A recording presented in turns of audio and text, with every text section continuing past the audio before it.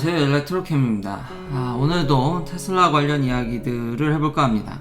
오늘 메인은 제가 옛날에 이미 이거를 한번 얘기를 했었는데 댓글에서도 이걸 또 요청해 주신 분이 계셔서 니오에 대해서 한번 이야기를 해볼까 하는데요. 사실상 거의 망이라고 해도 될 정도로 자극적일 수도 있지만 제가 한 얘기가 아닙니다. 이미 기사나 유명 교수님이, 전문 교수님이 한 얘기이기 때문에 아주 이거 좀 과장됐다고 하기는 어려울 것 같고요. 왜 니오의 이런 배터리 수압이 이제는 거의 망조인지 이야기를 해볼까 하고요. 마지막으로는 트랜지스터라든지 현재의 그런 전기차 시장이라든지 보조금에 대해서 또 일론 머스크에 관해서 한번 이야기를 해볼까 합니다. 일단 재미난 뉴스로는 제가 엘리자베스 워렌 매사추세츠 상원의원에 대해서 얘기를 했었죠. 버니 할아버지를 필두로 일론 머스크가 세금을 덜 낸다. 근데 참 이런 거 보면 좀 안타까운데 미국 사람들이 좀 이런 거에 반응이 좀 덜한 것 같습니다. 뭐가 됐든지 간에 자기의 의견을 제대로만 대변해주면은 그 사람의 사생활이라든지, 그러니까 좀 더 능력을 더 중시한다고 해야 될까요? 그래도 이거는 좀 언행이 좀 불일치한데, 이 상원의원께서 이렇게 하는 행동들, 돈을 쓰시는 면들들, 이런 거 보면은 과연 이런 거를 주장할 수 있냐, 일론 머스크한테. 예를 들면 지금 엘리자베스 워렌 상원의원과 그 스태프분들은 이렇게 업무를 위해서 프라이빗 jet을 이용하신다든지, 그리고 이분도 돈이 꽤 많으시더라고요. 자산이 적진 않습니다. 대략적으로 지금 최근에 버신 돈이 $2 밀리언? 한 140억이죠. 그래 놓고 세금 한 5,000불 내셨다고 합니다. 그런데 그쵸. 자기는 이제 밀리언 단위인데 이제 빌리언웨어를 욕하는 건 괜찮다라고 생각할 수도 있지만 어째 좀 언행이 좀 불일치하죠. 미국에 이런 경우가 참 많습니다. 예를 들면 AOC 의원도 그렇고 하원에 서민을 위한다고는 하지만 본인이 이렇게 나와서 옷을 입고 있는 거는 죄다 명품이었죠. 그래도 본인들 의견을 잘 이제 대변해주면은 어느 정도 넘어가는 것 같긴 하지만 이런 거는 좀 안타깝다라는 거죠. 그리고 이분 요즘 트윗에 좀 뭐가 막힌 것 같은데, 이번에는 일론 머스크의 특히 테슬라의 이런 강성 팬들로 인해서 약간 좀 고생하시는 것 같긴 합니다. 별로 하시는 행동들은 약간 좀 맞지는 않는 것 같다 라고 얘기할 수 있겠고요. 또 기왕 얘기를 꺼낸 김에 또 너무 일론 머스크 편? 근데 이거는 좀 일론 머스크 편을 들 수밖에 없는데, 일각에서 일론 머스크의 이제 보조금, 이제 난 보조금 안 받아도 된다. 그러니까 저는 자신감으로 해석을 하고 있죠. 근데 일각에서는 그래 자동차 보조금은 그렇다 치더라도 본인 공장 짓는데 들어간 보조금은 생각도 안 하냐. 보조금이 없어도 잘 먹고 잘 산다고는 하지만 보조금 안 주면은 공장 하나도 안 지었을 사람이 좀 너무한 거 아니냐라는 비판도 있습니다. 근데 이거는 좀 전기차를 떠나서 기업 경영에 관련됐다고 저는 봅니다. 이건 굳이 전기차가 아니더라도, 그러니까 아이템을 바꿔도 보조금을 주는 쪽에 공장을 짓지 않을까요? 물론, 그러니까 보조금이 투여된 건 맞긴 한데, 이건 전기차를 떠나서 모든 회사 경영에 다 해당되는 면이라, 그걸 또 100% 또 수용하기는 좀 그렇다. 근데 저도 보조금의 효과를 아직은 좀 인정해야 되지 않을까.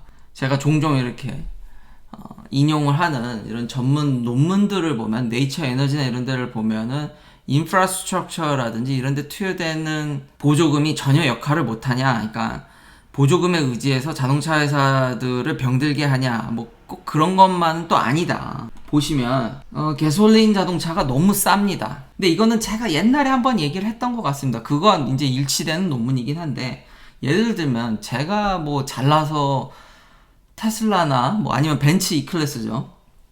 옛날에 벤츠 E클래스를 타고 다닌다 하면 거의 재벌 수준이었는데, 저같이 아무것도 없는 애가 벤츠 E클래스를 탈 수 있었던 거는 가솔린 자동차의 가격이 지속적으로 하락을 했고 올릴 수가 없습니다. 올리는 순간 경쟁력이 떨어집니다. 그건 벤츠고 나발이고 간에 벤츠 S클래스도 연말이면은 프로모션을 진행하는, 요즘은 없죠. 근데 올해는 아닙니다. 올해는 차가 없어서 못 파는 상황이기 때문에. 그렇지만 지금까지 항상 연말이면은 밀어내기를 위한 가격 하락이라든지 그런 것들이 단행되는, 그러니까 이 시장이 얼마나 가격 압박이 심한 시장인지를 알 수 있습니다. 이 인덱스들을 보면은 지속적으로 차량 가격이 하락했음을 보여줍니다. 올릴 수가 없죠. 벤츠마저도 어느 정도 원가 저감을 하는 이제 세상이니까요. 그러니까 너무 싸다라는 겁니다. 다른 면으로 보면은 개솔린 자동차들이 엄청 싸기 때문에 아직은 이런 티핑 포인트까지 올 때까지는 좀 도움을 줘야 된다. 뭐 물론 이건 미국 시장 한정이긴 하지만 이 데이터나 모든 자료들은 예전에 제가 얘기했던 개솔린 자동차들의 어떤 가격 하락 그리고 압박 그리고 고급 차들 역시도 점점 이제 하향으로 가는, 그러니까 좀 더 낮은 가격대에서 계속 더 좋은 기능과 이런 것들을 추가해 주기 때문에 또 한편으로는 아버지 말씀대로 진짜 오래 살아남을 수도 있겠다. 옛날 같으면 진짜 고급차에나 실릴 법한 기능들이 어쨌든 내려오니까요. 대변혁 속에 어떻게든 살아남기 위해서 이제는 낮은 차급에서도 내려가면서 가격은 여전히 이렇게 내려가는, 이 검은색 선이 다 개솔린 차에 대한 가격 인덱스와, 그리고 이제 점점 플레이어도 준다라는 점. 근데 전기차는 그렇진 않죠. 좀 내려가는 트렌드가 조금 보이긴 하지만 개솔린 차만큼, 휘발유 차만큼은 아닙니다. 그래서 이런 트렌드들을 볼 수 있어서 논문이 좀 좋았던 것 같고요. 자, 오늘은 이제 메인인 배터리 수압이 왜 망인지 한번 이제 이야기를 해보면요. 뭐 예전에 이미 얘기를 했었기 때문에 그거보다는 좀 더 이제 디테일하게 더 들어가 보면 진짜 이거는 망할 것 같긴 합니다. 지금 망할 조짐들이 이제 사방에서 보이는데, 일단 가격이죠. 배터리 수압 스테이션의 가격이 너무 비쌉니다. 5억이 아니라 실질적으로는 $2밀리언에 육박한다입니다. 그럼 20억인데 보통 테슬라 슈퍼차저 하나 만드는 게 이제는, 테슬라는 이제 규모의 경제를 달성해서 일렉트리파이 아메리카는 그렇지는 않지만 뭐 한 $30만 쓸 것 같은데, 근데 루시드 에어나 이런 거 보면은 충전 속도나 이런 것들을 고려하면은 뭐 2-30분이면 되거든요. 충분히. 가격이 테슬라 같은 경우는 20만 불이 안 할 겁니다. 하나 설치하는 당. 그러니까 가격적인 메리트이 크고, 왜냐하면 지금 배터리 수압 스테이션은 5억에 한다고 그랬는데 실질적으로는 $2밀리언가 소요가 되고, 니오뿐만 아니라 배터리 수압을 하겠다던 회사들이 사실 있었습니다. 근데 그게 어떻게 망했는지에 대한 얘기도 있고요. 그리고 수압하는 데만 5분이지 사실 뭐 넣고 빼고 여러 가지 작업들을 고려하면 시간이 더 걸리고요. 또 하나, 많은 분들이 이걸 자동화를 하면은 별 문제가 없을 거라고 생각을 하시는데, 생각보다 로봇이 관리를 많이 요구합니다. 그러니까 그러니까 자동화가 되면은 관리가 덜 하지 않겠냐. 그러니까 일각에서 자동화가 되면은 일자리가 안 줄고 더 는다라는 얘기도 아주 틀린 얘기는 아닌 게, 그 로봇을 관리하고 메인테넌스 하는 일이 돈이 많이 들고 시간이 진짜 많이 소요됩니다. 이 배터리 수압 스테이션도 마찬가지입니다. 기계라고 완벽하지 않습니다. 그거 유지 보수하는 게 되게 어렵고 에러도 나면은 결국은 그걸 고치러 사람이 투여되기 때문에 충전 시설보다 더 관리가 까다롭습니다. 그러니까 돈이면 돈, 관리면 관리, 시간이면 시간, 그러니까 하등의 이득이 안 나고요. 반도체 공장이나 이런 데 보더라도 로봇들이 있으니까 다 자동화되겠지라고 그러지만 그거 유지 보수 관리하는데 생각외로 많은 인력이 투여됩니까? 제 얘기는 점점 고용 인원은 줄어들겠지만 전혀 사람이 필요하지 않다. 그건 아니라는 거죠. 그리고 상당 기간 사람이 많이 필요하다라는 겁니다. 그러니까 가격이면 가격, 유지 보수, 로봇이라고 완벽하지 않기 때문에 이건 사실상 이제 사양인데다가 이런 배터리 수압에 있어서 파트너를 구하기가 어려웠답니다. 이런 스타트업들이 해보니까 지금 니오를 제외하고는 이걸 하는 회사가 단 하나도 없습니다. 그러니까 시장 확대도 힘들다라는 거죠. 오롯이 니오 하나만 보고 가야 되는데 되겠냐라는 거죠.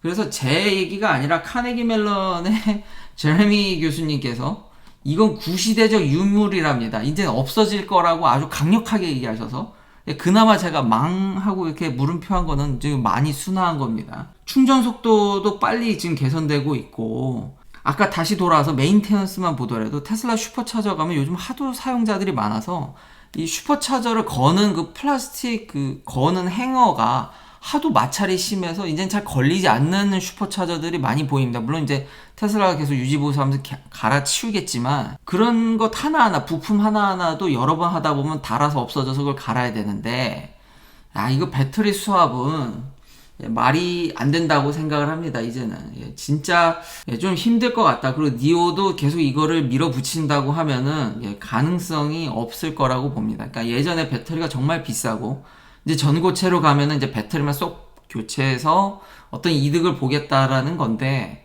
충전 시간이 어느 정도 올라왔기 때문에 특히 루시드 에어나 최근에 모델 S 롱레인지나 플레드가 많이 그런 부분들을 해소해주고 있기 때문에 사실상 이거는 이제 없어지지 않을까라는 생각이 듭니다. 그래서 니오도 빨리 이거를 좀 변환을 해야지, 안 그러면은 이걸 계속 유지하다가는 쉬워 보이지 않는다라고 결론을 질 수 있을 것 같습니다. 다시 한번 로봇한테 맡긴다고 해서 무한정 그냥 자동으로 그냥 지가 알아서 하는 거는 아닙니다. 그거를 관리해주고 교체해주고 반드시 들어간다는 점, 메카니컬 파트가 많으면 많을수록 생각외로 사람의 도움이 많이 필요하다는 것은 꼭 명심하셨으면 좋겠습니다. 자, 반도체 기술가 일론 머스크의 이런 재미난 발언을 얘기하기 전에, 이런 영국도 하나의 어떤 유럽의 이제 큰 시장이 이제 독일이나 프랑스를 앞둔 약간의 어떤 바로미터죠. 그리고 영국도 만만치 않은 시장이고요. 여기서 보면은 지금 전기차나 플러그인 하이브리드까지 해서 지금 빨간색이 2021년인데 침투율이 굉장히 높은 거를 볼 수 있습니다. 그리고 지금 테슬라 모델 3가 3위를 차지했는데, 물론 기아 니로도 엄청 잘했습니다. 근데 이 3위가 전기차 중 3위가 아니라, 지금 이거 보시면 11월에 1등이 미니고 2위가 벅스월 콜사고 3위가 테슬라 모델 3입니다. 이거 내연기가 아니고 4위가 현대 투싼이죠. 진짜 한국 자동차 회사들 참 잘하고 있습니다. 테슬라는 이미 내연기관하고 비교해서 꿀리질 않습니다. 이 정도로 들어오고 있기 때문에 여전히 서플라이 체인 이슈나 이런 게 있지만 굉장히 잘 하고 있다. 그리고 한국 기업도 여기 보니까 영국에서 꽤 잘한다라는 거를, 기아 니로 EV가 생각보다 잘 팔리고 있다라는 기분 좋은 소식과, 자, 마지막은 반도체와 일론 머스크의 5년 안에 화성을 간다, 못 가면 정말 놀랄 일이다 라고 얘기했기 때문에 뭐 간다고는 얘기 안 했으니까, 그래도 어쨌든 5년 안에 의미는 5년 안에 거의 갈 거라는 듯이 얘기를 해서, 근데 지금의 기술 발전 속도라면 가능하겠지만